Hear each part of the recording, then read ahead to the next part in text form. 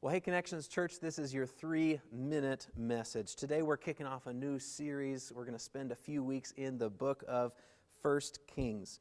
And 1 Kings is in the Old Testament portion of the Bible.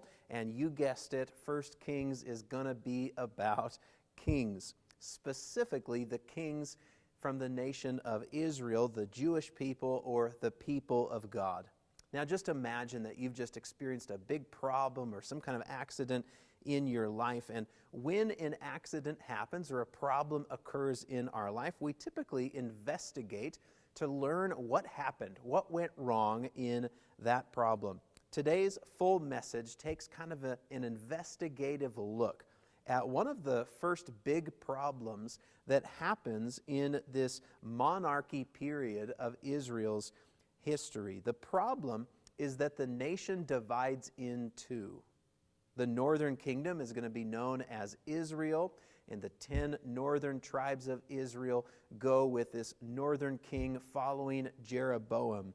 And the southern kingdom is going to become known from this point on as Judah, and the two tribes, Benjamin and mainly the larger tribe of Judah, are going to follow the leadership of King Rehoboam, the fourth king of Israel. The big question that we're going to look at today is this, kind of a silly question, but here it is. How can I be foolish?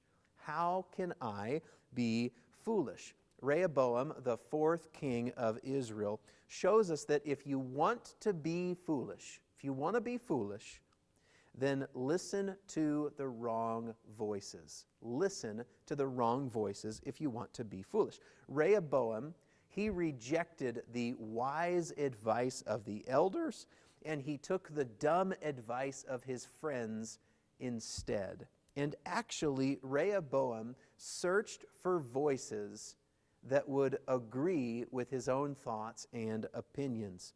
In Solomon, our second look in the message today, in Solomon, Rehoboam's dad, we see that if you want to be foolish, then serve yourself. If you want to be foolish, then serve yourself. Just become selfish. And there's great irony in the fact that Solomon, the wisest man ever to live, ends up raising one of the greatest fools on the pages of the Scriptures. In the full message, we close with communion, and we take a look at the amazing contrasting picture of King Jesus. Because actually it's in Jesus that we see servanthood and submission to the Father. It's a strong contrast against the foolishness of Rehoboam and the selfishness of Solomon. You can check out the full message if you'd like to at connectbillings.com/watch. Hope you have a great week.